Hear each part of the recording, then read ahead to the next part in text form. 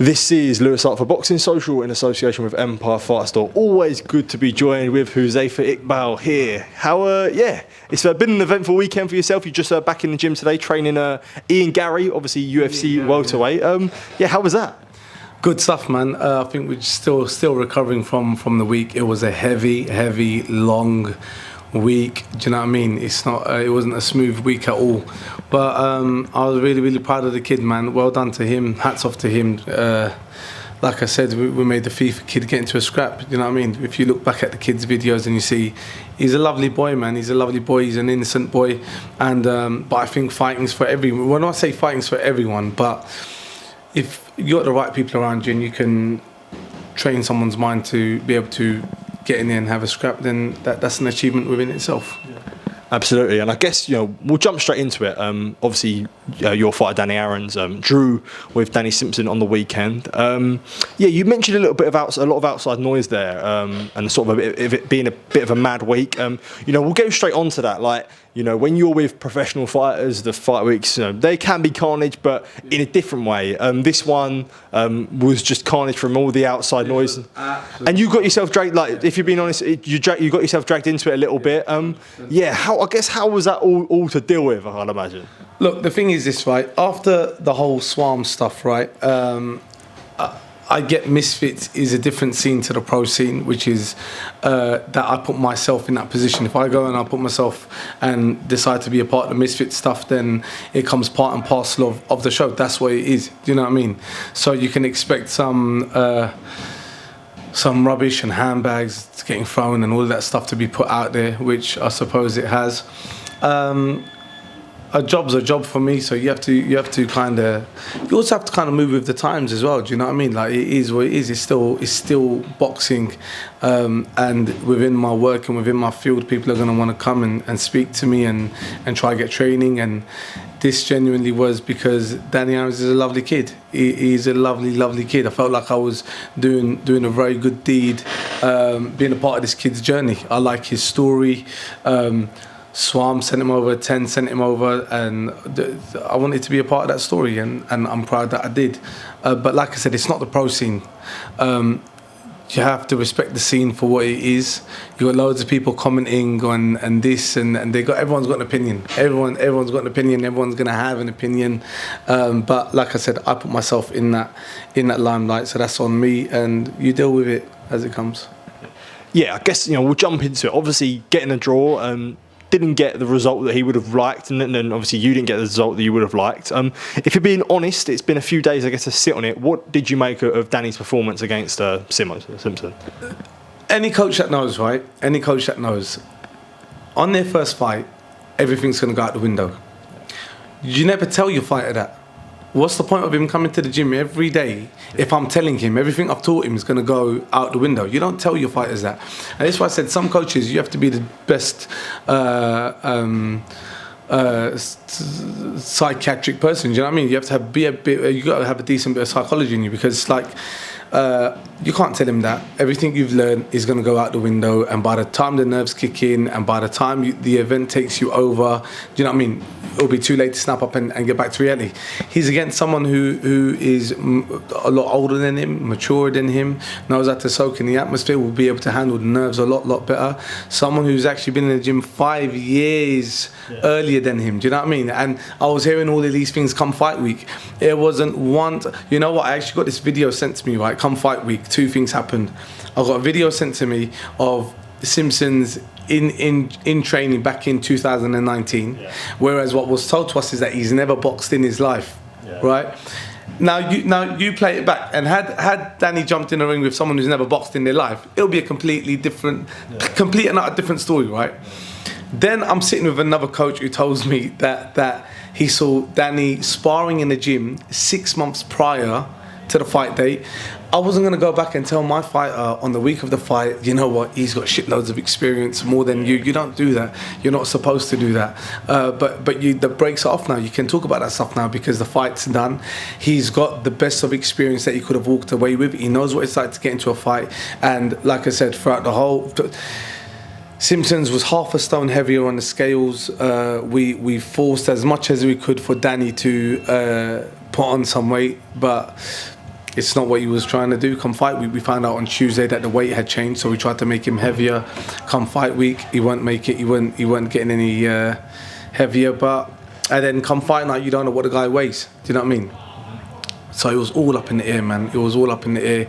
And for Danny to control the nerves and me just trying to reinsure him, keep his nerves under control and make sure that he doesn't fold underneath the atmosphere. He's done amazing. We've been training for 3-minute rounds. Because obviously that got changed as well. So when you look at the performance, there's a lot of caveats to it as well. Obviously, there's a lot of different. I guess there's a lot of sort of variables that come with it, as you say. The experience that was, well, you know, Danny Simpson. You could say Danny Simpson lied about his experience, saying that, you know, he put a glove on. I think it was like 6 weeks. The 23rd of July was saying like he was like, that's when I first laid a glove, which, you know, there's footage out there to show that that's not the case. The minutes getting changed. So when you look at in the grand scheme of things, like Danny Aaron's had to deal with a lot, and you know, he still put on a performance. Exactly. So when I'm hearing everyone's opinion, right, it's totally and utterly is bullshit that's gonna go straight over my head, right? Because it's like, then you don't know. If I show you videos, I'll show you the videos earlier on, right? If you show people the videos, I want Danny to put on a before and after. I keep getting these bloody hard projects sent over to me, right? Swarms came off the back of that KSI loss, right? And it was a bad loss. A close bro of mine, Bouncer, brings him to me and he's like, bro, you need to make something happen. So it's like you're always getting but I think that suits me a little bit. I've got a caring attitude and I love what I do.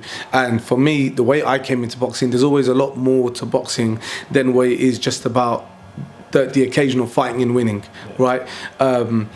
You're changing people's lives. You're giving people confidence. You're getting people off streets. There's so much that goes into boxing. I think it's important for me as well. One day, which I am, I do my bit for the community, and I don't want fights like with title fights and being a part of world championship fights and all that to ever affect my ego, to think that I can't be that person that can help change someone's life and take people off the streets and do all that. No, that's part and parcel of boxing, and you can't forget why you started it in the first place. You mentioned that there, and, you know, I've seen the videos, and when you have a guy who is like a complete novice, like, well, like, you know, I don't want to be rude to Danny, but I saw the video, and, you know, there's not much ability there to show the progress that you make in certain months. Like, that must feel good for yourself to know that you've gone from, because you can, that's all under your control. Like what you saw there, and the way that Danny's sparred, he's done training, like that's all to your teaching. So is there part of that, you know, like there must be something nice where you know that you can sort of have that development with a fighter? He's genuinely family, and a part of a lot of crap that people saw is, look, it's true. I need to realise that I'm born in the 80s. I'm brought up in the 90s, right? The hairs kind of show it, I think, Lewis, but don't confirm that. Yeah, please. I wouldn't have said so. Please don't confirm it. But and it's like I don't like the whole bully shit. I used to be a bully. I don't like the whole bully stuff. Do you know what I mean? I don't like none of that. And the boy's family. The boy's genuinely family because he's a genuine, sincere guy. He's not trying to be something. He ain't trying to do none of that. In fact, you know what? The more I've like unraveled him come fight week, I've realised that, you know what? Even sometimes in the gym, I feel like he's putting on a little bit of a front. And then as that's progressed, he's just comfortable. He's here to get his work done, do his thing. He enjoys being in here. Do you know what I mean? So, yeah, I believe it or not, right? I've been a part of some amazing fights, man, and I thank God for that. I thank everything that's happened. I've been a part of some amazing fights. Been a part of some excellent journeys. Kurt's win this year was an absolute buzz. Do you know what I mean? And I'm saying that his performance and his draw gave me such an amazing buzz. Yeah. Because people don't know. People will never know. People never know what happens behind closed doors. So you're gonna have people who think they're critics. They've never held a pad in their life. They don't know what it takes to coach, right? They don't know what it takes to coach. They don't know what it takes to be a coach. They've never put on a pair of gloves themselves. They've never jumped in a ring. They wouldn't even get through a spar, let alone 1 round or 2 rounds of sparring. So look, let people have their opinions. Yeah. Let them do all of that. Do you know what I mean? You have to know for yourself what you've done and what you've achieved. I was going to get onto that. I'm going to say that because you've been in world title corners and you've had so many great experiences in boxing, but you have like and this is no disrespect to Misfits, by the way, but you've gone to like a, you know, sort of, I guess you could say like a glorified, almost like a glorified sort of like white collar thing, and that's not me being disrespectful to any of you guys, because they are not. Bro, look, that space is what it is. That space is what it is. I can't remember the last time I've ever trained anyone for a 2-minute round. I swear to God.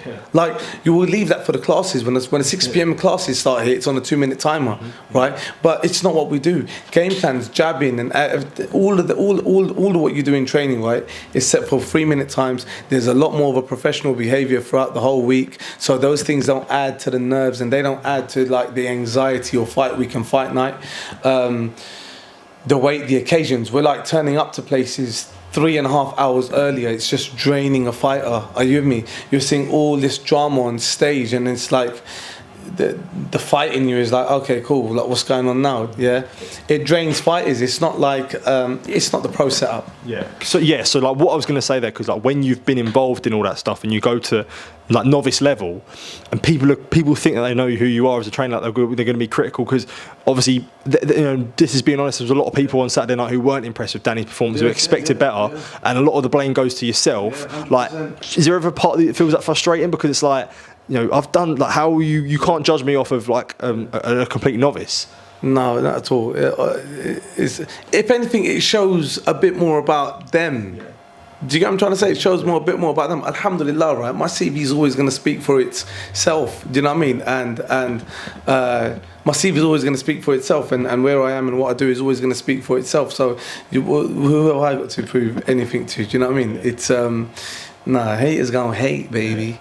Yeah. And one thing you mentioned there about like the fight weeks, and one thing I've always noticed about Misfits, and you know, we're involved in the pro scene a lot, and we're always around sort of pro fighters and that. One thing that I've always sort of found with, and Sonny Edwards actually said it in an interview with Oscar Bevis at the Stomping Ground. He said, you know, I walked in there was a lot of egos there for no reason. You know, did you ever was that ever something you thought about? I felt difficult because like there's a lot of egos there, and you don't really know why. We're at the at the media workouts, the press conferences, etc. Like that sort of behaviour from people all around the fight week, as we say, because it is Misfits.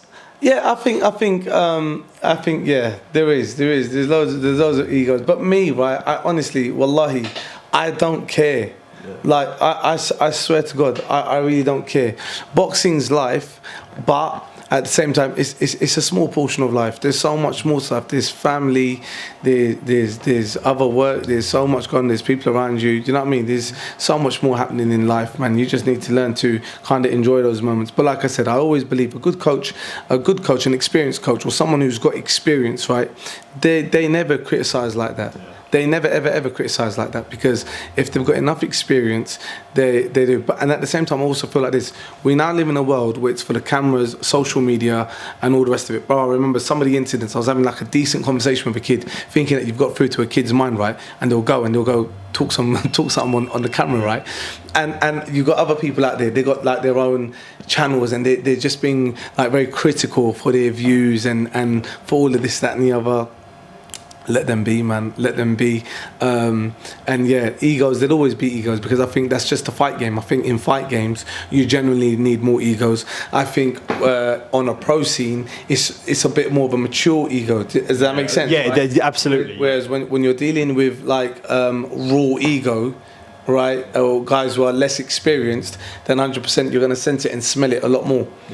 Yeah, because, you know, a couple of people that you are referencing, obviously, and you know, if you don't want to talk about it anymore, that's fine. But obviously, it'd be HS and Ed Matthews, who there was a lot of videos in the week of sort of yourself getting irritated by them and speaking to them. So like, that's sort of, as you say, that's reason behind it of the way that they behave. Yeah, like I said, I think they're good kids, man. I ain't got nothing bad to say about anyone. I think just sometimes, like I said, everyone gets caught up in the hype.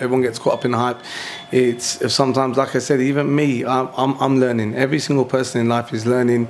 No one's got it figured out. And just when you thought you got it figured out, you then learn that you didn't have it figured out. So it's like you look back, you're just trying to help these.